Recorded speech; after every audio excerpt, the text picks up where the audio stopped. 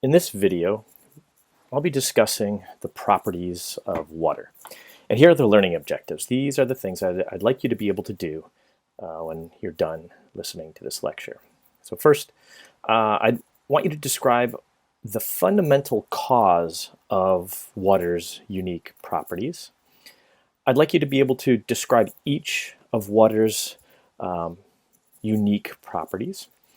And I'd like you to explain how these properties are important for biology, important for life. So here we have a water molecule, and what we immediately notice is that it's polar. Right? Oxygen is more electronegative than the two hydrogens, so we have partial negative charge here on the oxygen, partial positive charge here on the hydrogen, partial positive charge here on this hydrogen here. What that means is that even though water is a very, very small molecule, just 3 atoms, it has the ability to form 1, 2, 3, 4 hydrogen bonds with 4 other things. In this case, it has the ability to form 4 hydrogen bonds with 4 other water molecules. And this very dense ability to form hydrogen bonds with itself, as well as with other molecules, is what accounts for all of the important properties that we are going to be discussing. So, the first, cohesion and adhesion. All right, what this means is cohesion is the ability of water molecules to stick to each other. And adhesion is water molecules able to stick to other stuff. Now, the reason this is particularly important in biology, one example here is this movement of water through plants. So water starts down here, right, in the soil, and it moves up the vasculature of the plants and through the leaves. And the way this works is at the leaves, water evaporates and moves out. And because water molecules stick to each other, as it moves out, it draws more water with it. As this water molecule moves, it draws more. So those water molecules are leaving through the leaves via evaporation and drawing more water with them as they leave. And so you get this line of water, because they're sticking to one another, drawing out through the leaves. And it's adhesion that's allowing these molecules to stick to the sides of the vasculature as they climb up and out the leaves.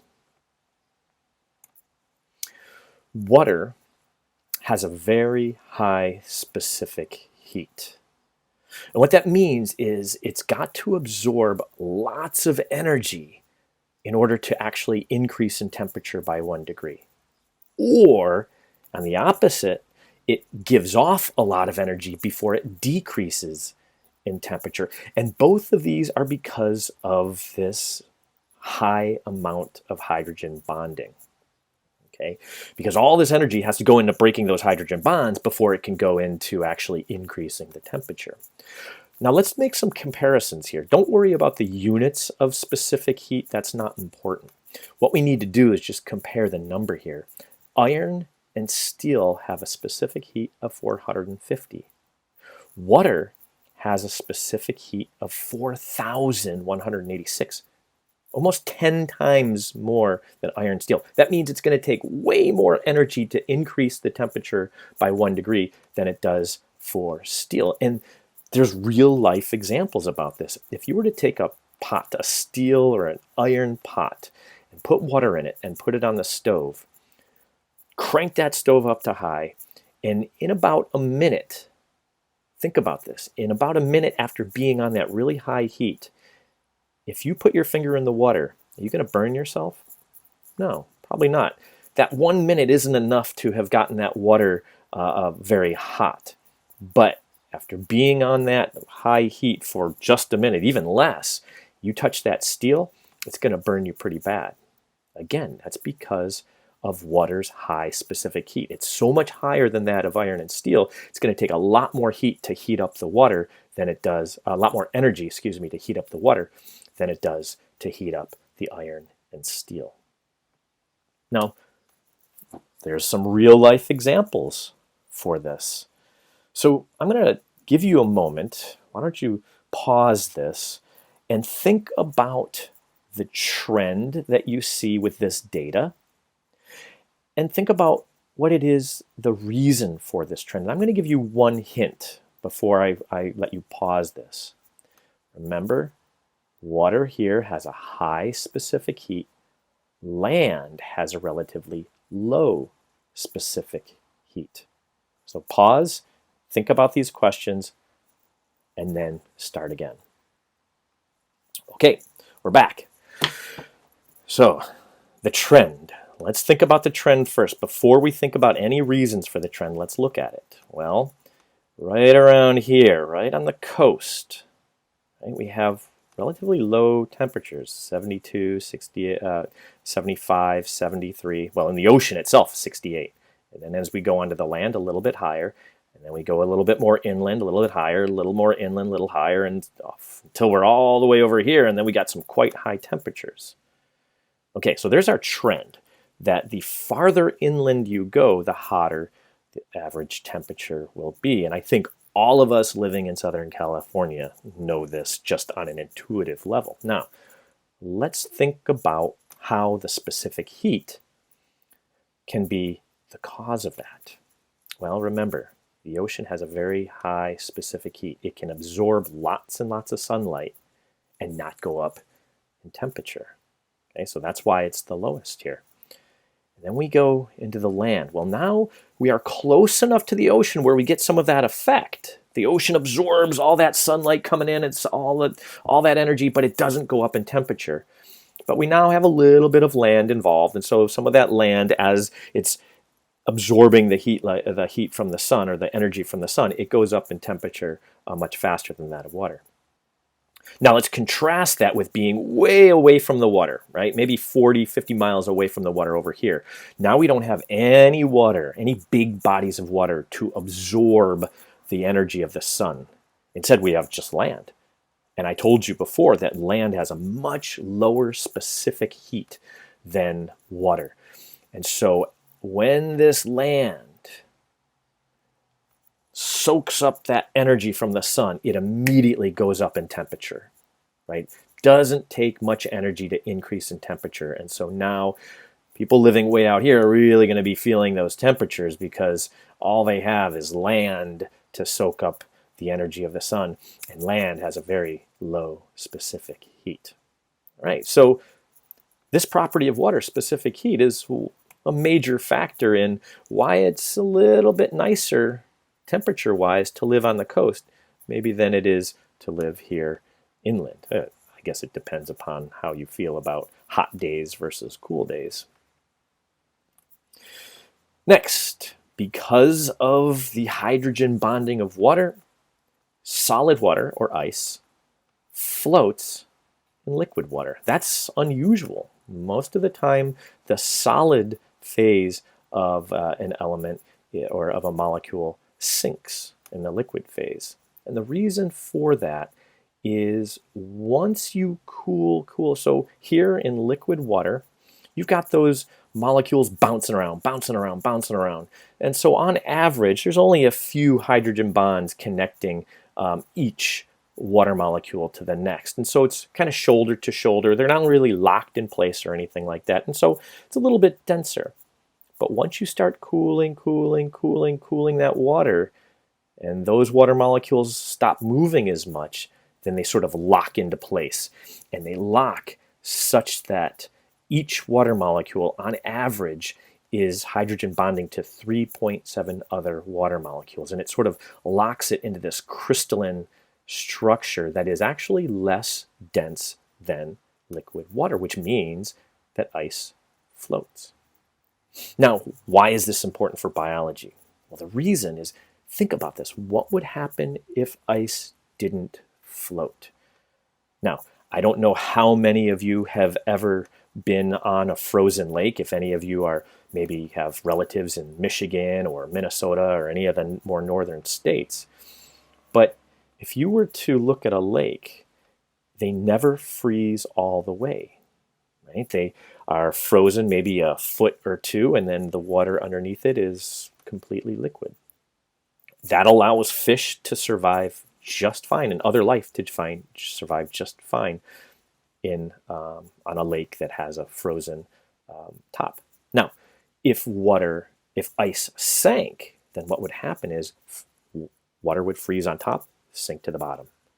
More water on top would freeze, sink to the bottom. More water on top would freeze, sink to the bottom, until the entire lake would be frozen, and therefore life would not be able to exist in such a situation. So it is absolutely essential for life on this planet that ice floats in liquid water. Next, water is the solvent of life. Right? Water is a fantastic solvent, and in fact, life, our cells, are essentially molecules dissolved in water. So let's first define what a solvent is. So here we have water. That's going to be our solvent. That's doing the dissolving. And then we have the thing that's being dissolved. So let's say salt, for example. This is our solute. So you add your solute to your solvent, and then you mix, mix, mix. And now what you have is a solution. And what a solution is if you measure the concentration of solute here at the top of the water, and if you measure the concentration of solute, the salt, here at the bottom of the solution, it'll be the same. It's a homogeneous solution, a homogeneous concentration of solute everywhere within this water. That is what a solution is. Let's take, for example, if we took sand and we tossed sand in the water and we mixed it and then we waited a little bit, well then you wouldn't have a solution. You'd measure the concentration of sand here at the top, you'd measure the concentration of sand here at the bottom, and they would be different concentrations of sand. That, therefore, is not a solution. Now, why is water such a good solvent? Because water is polar. Because water is great at hydrogen bonding. It's got those partially negative charges. It's got those partial positive charges. And they have the ability to interact with other polar or ionic compounds. In this case, what we see here is what happens when you take sodium chloride and you put it into an aqueous solution. What happens is water surrounds each one of the ions such that the negatively charged or partially negatively charged oxygens are surrounding the positively charged atoms, and the partially positively charged hydrogens are surrounding the negatively charged atoms, such that now these two atoms, even though it's a negative and a positive charge, they can't interact as well with each other as they could in the absence of water. And so they're not immediately going to clump back together to make a salt crystal. Now, water also dissolves polar molecules, right? It doesn't have to be an ionic compound. It could be a polar molecule. What we have here is we have a crystal of glucose. Glucose sticking to glucose, sticking to glucose, sticking to glucose. Okay? Glucose is a polar molecule. We know that because we've got these electronegative oxygens and bound to hydrogens, and so we've got some polarity there. Now, when you toss glucose and you put it into an aqueous solution, we get the similar thing occurring. Our water molecules interact with the polar sugar molecules. Water molecules interact with the polar sugar molecules. And so each sugar molecule now is separated from one another by these shells of water. Right? They're no longer in a crystal. We have dissolved glucose in water. Now, some of you may have done this. If we take sucrose, if we take table sugar, and we dissolve it in water, and then you gently heat that solution such that the water molecules start to go boo out and boo and start to leave solution. Well, as those water molecules leave solution by evaporation, there aren't enough of them to shield these glucose or sucrose molecules from sticking to one another, and you end up making rock candy. You may end up ending up with crystallized sugar. Now, water can also dissolve very, very big molecules. As long as they are either ionic or as long as they are polar, water can interact with them, right, through hydrogen bonding, like you see here. Hydrogen bonding, hydrogen bonding. So this giant protein, if you toss that giant, a whole bunch of that giant protein into a solution, those proteins aren't going to stick to one another because they're going to be surrounded by a shell of water that will stop the different protein molecules. Well, we only see one protein molecule in this image here, but the fact that it's surrounded by water will not allow it to stick to other protein molecules. They'll be separated from each other in solution. They will be dissolved. So that brings us to two important terms, hydrophilic versus hydrophobic.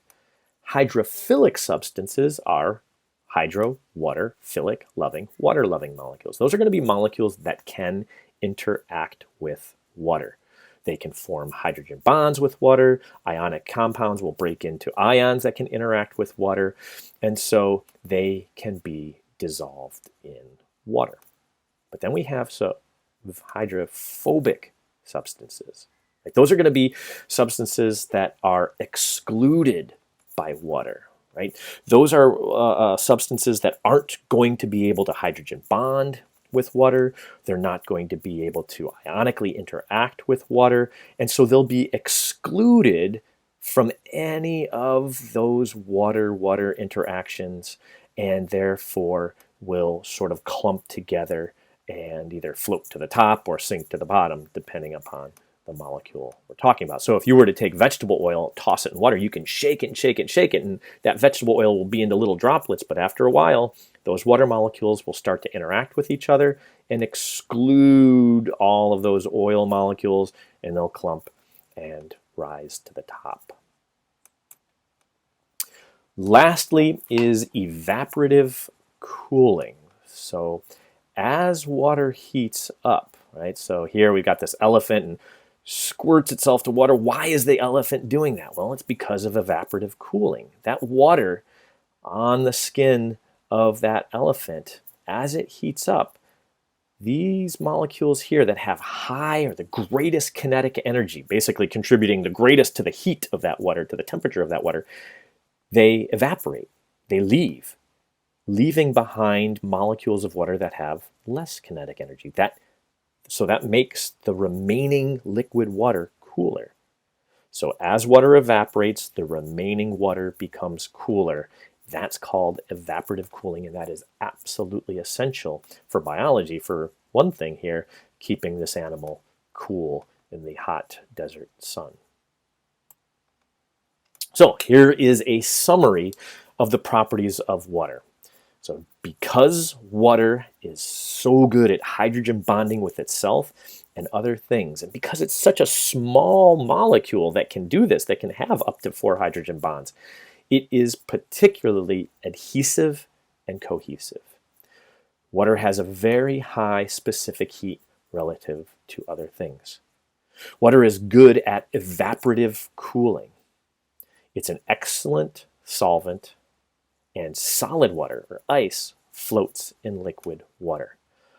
All of these properties come from the hydrogen bonding of water to itself and other things, and all of these properties are absolutely essential for life on Earth.